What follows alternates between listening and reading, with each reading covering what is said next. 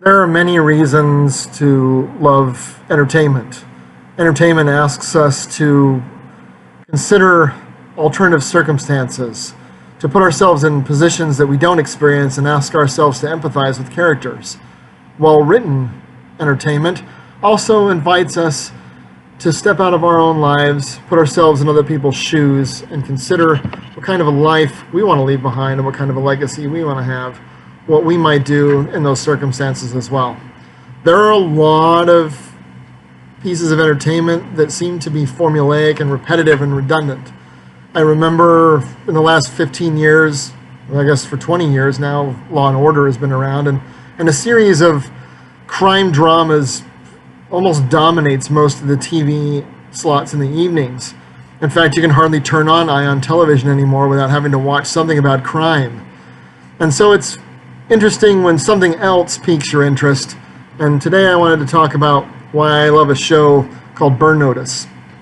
Burn Notice is a 2007 to 2014, I think, drama about a man who used to be a CIA agent who was burned and put on the knock list, and his efforts to find out what happened, who did it, why, and to try to get back to his old job. And it's very much a relatable story in terms of the bigger picture, not so much in the details that he experiences, but in terms of the things that are also things that can happen in our lives. Stuff happens to us all the time that's unexpected, and we try to spend time figuring out what happened and why and what we're supposed to do about it and trying to get our lives back, or get our lives back onto a track that we want. And there are three major elements of Burn Notice that make it a good drama, something entertaining, and something that was worth my time. I'm actually watching it now for the third time through, and there are three things I like about it. Number one, character development. They spend enough time on the people in this that they become people. And also it features people that I have seen in other pieces of entertainment who were able to step away from the character they played before, and I was able to rewrite them as the characters from Burn Notice instead of the characters that I had seen them in other avenues of entertainment. Number two, Burn Notice is educational and fun.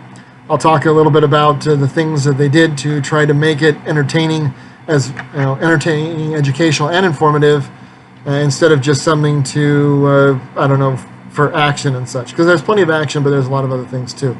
And finally, Burn Notice leaves us with a message from the first season to the last about the importance of family in our lives. And I'll talk a little bit about why this is so and how they bring this across in the series.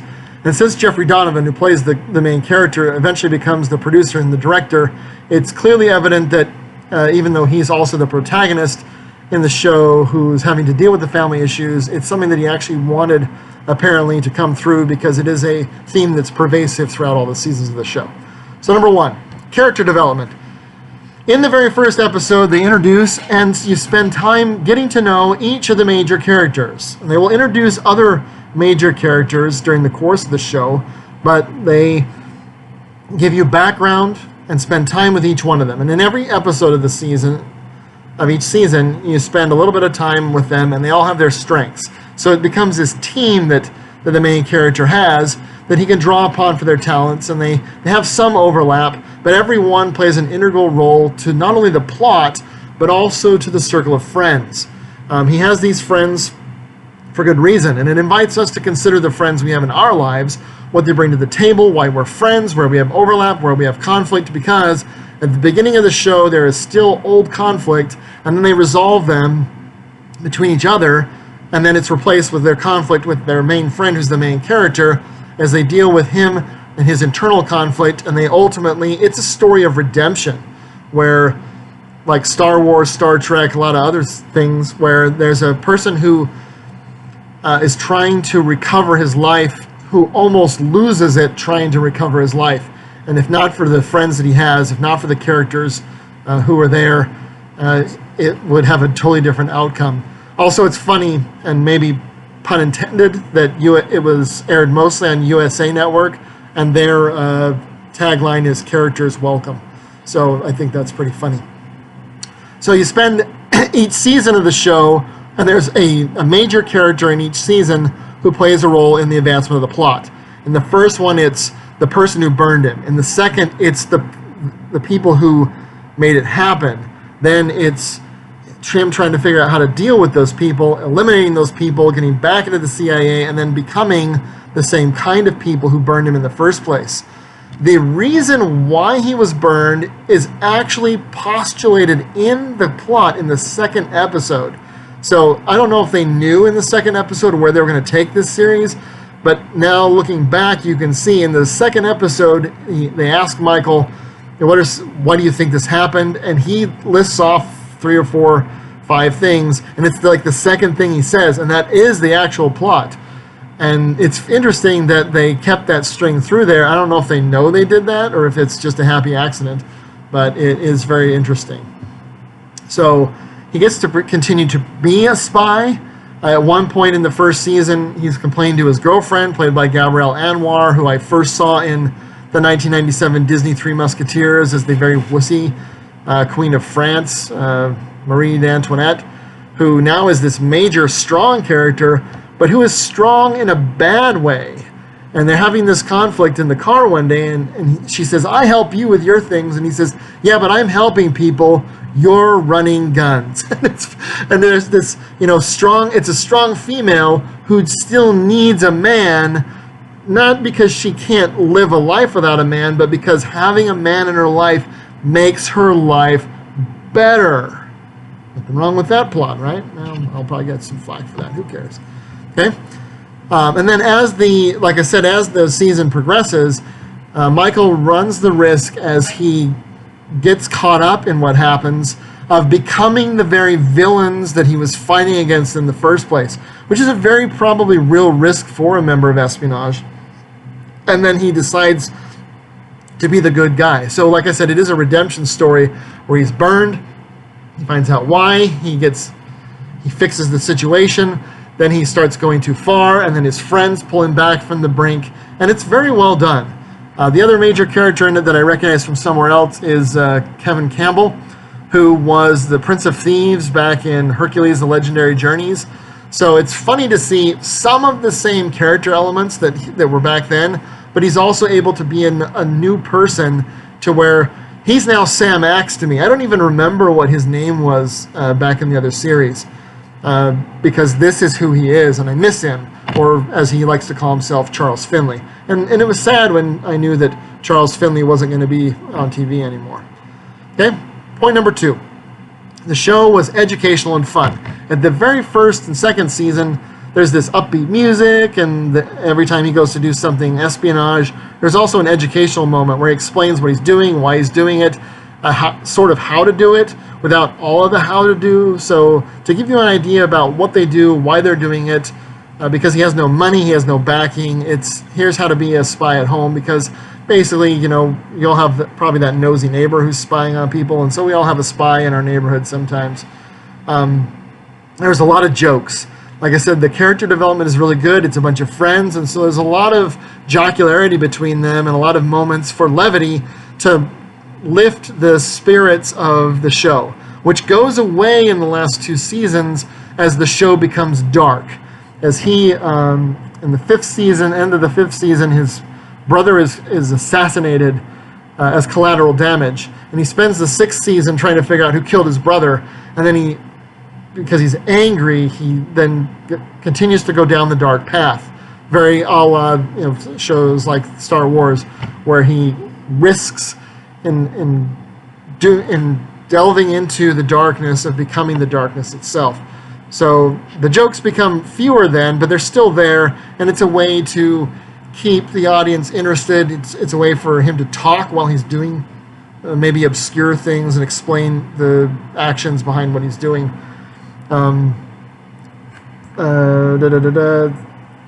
There's a lot of memorable escapades. I know when I went back and watched it for the second time, I realized most of my favorite episodes of the show are in the first 2 seasons. They're the most fun, they're the most upbeat. Some of the plot lines are not as well fleshed out, but he hasn't made as many mistakes yet. You don't find out about the mistakes he made before the show started. So as far as you know, he's just this nice guy who used to be a spy and got burned, who's trying to fix his life. And he's not he's a suave and debonair and good-looking guy. That's probably why they chose Jeffrey Donovan, because he looks good without a shirt. He's like into many martial arts. He's a very fit guy. He's not terribly attractive, but he looks good shirtless. So, he's eye candy for the female audience.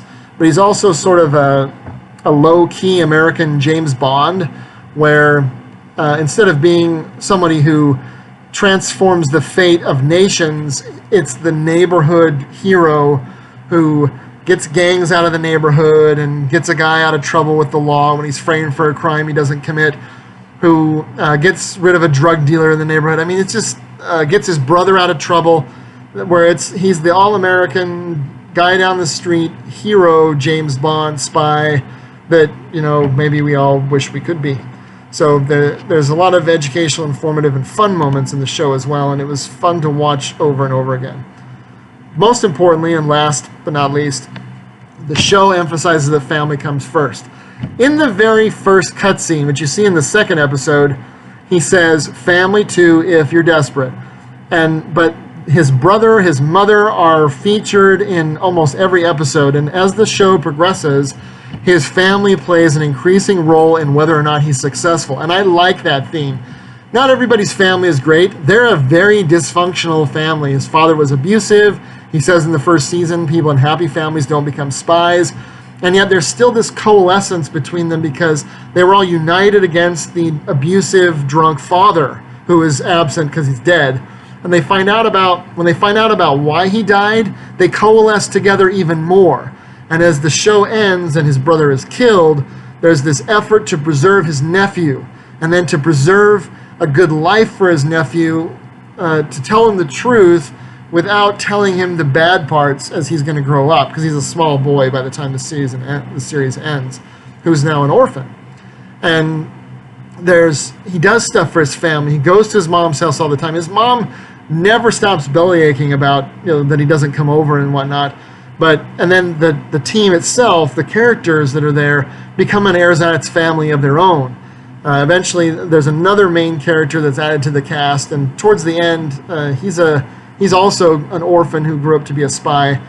And there's an interplay between him and Mike's mom, where she says, you probably are upset about what my son and his friends have done to you. And he says, yeah, but I have a family now. And she says, yes, you do.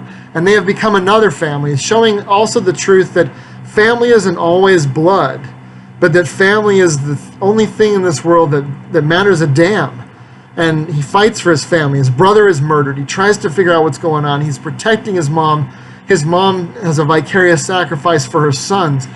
They find out about the things that they didn't know that his dad had done that were good, and the things that had been done to prevent that goodness from coming, because the spy community wanted Michael to be a spy, not to be a guy from a happy family.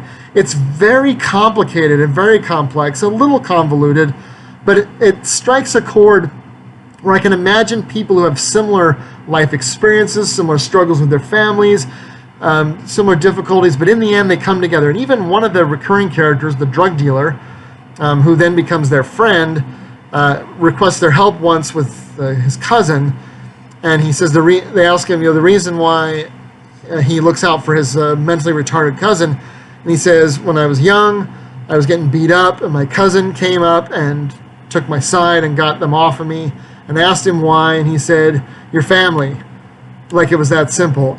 And it is that simple sometimes. I love my family. I wish I had my own. But I do belong to one, and it's got its ups and downs, its pros and cons, like every family.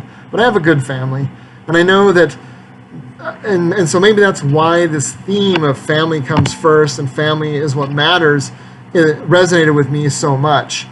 And then there's the subplot between him and his ex-girlfriend, then new girlfriend, about them having a family and being a family, and the challenges of having a family, of picking the right person with whom to have one. Kevin Campbell's character goes through a series of potential romantic partners, and then he's always dealing with people where family is an important part of the plot. The first episode, he teaches a kid how to fight a bully.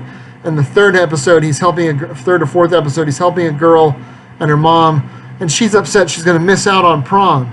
And that totally would resonate right now with all the people who just graduated from high school and had to miss out on all those things, not because there was somebody who she'd witnessed a crime and they were trying to kill him, but missing out on things because stuff happens in our lives and messes it up. And then the interplay about caring for one another, involving Michael to go and rescue the daughter. It was very interesting. There's also another one where he gets to meet a little mini-me. There's a guy who breaks into Fiona's apartment, that's the girlfriend, to steal a gun because she's got to shoot her mom's boyfriend or something.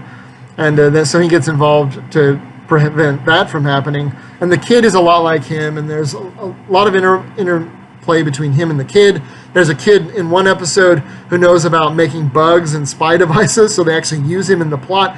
It's very interesting, and even Kevin Campbell's last girlfriend is a recurring character in the series for like 4 seasons, and you see her when she's on a break from appearing in 2 and a Half Men as Charlie Sheen's girlfriend, but she's like really into him, and he's really into her, and it's like this happy moment where maybe all these characters can and will have a happy ending of sorts because they put family first and because they have families in their lives.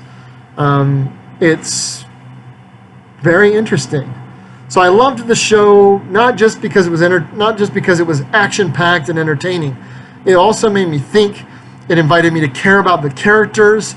It gave me something to learn from the series, at least at the beginning, and then it asked me to think about myself in those circumstances, and I learned some things about me, about how I feel about family, about my family, and about families in general, and I think it was overall very well done. Family-oriented drama, as they're helping friends of friends, family, friends of family, helping each other to become family, protecting their families. It's just a very American story about looking out for those who matter to you, and I really recommend it. I think I got the entire series on Amazon for like $45.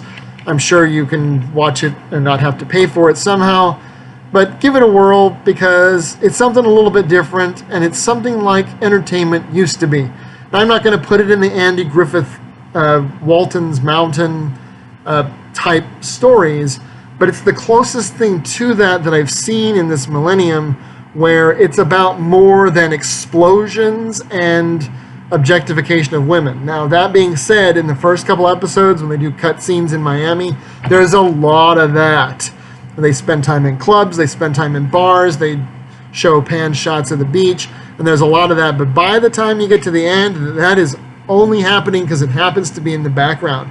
They don't intentionally throw it in. They don't have time, because the plot about teaching us, about watching his redemption as a character, and then about the interplay with his family and the role they play in bringing him back from the brink takes up so much of the time. They don't have time to elaborate and expound on things. And then the villain they bring into the back end is a person I've seen typecasted as the exact same kind of villain, and I think he's even wearing the same clothes as in other shows. So it's really funny when they reuse criminals as criminals, and you see people who are typecasted, and then you see them in something else, and except for the accent, it's like he's the same guy, and he's even got the same wardrobe.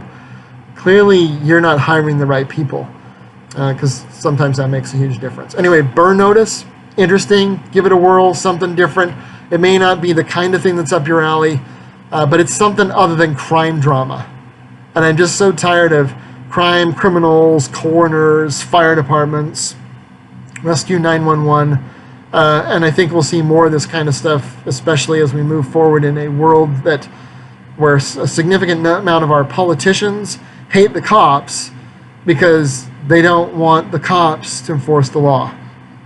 And somewhere I have a video on my attempt to become a highway patrolman, which would be relevant to this, because that was a singular experience, and about why I don't think that worked out. But anyway, Burn Notice, give it a try, and then tell me what you think, because I'm interested. If you've already seen it, if you haven't seen it and you do watch it because of this, what did you get out of it?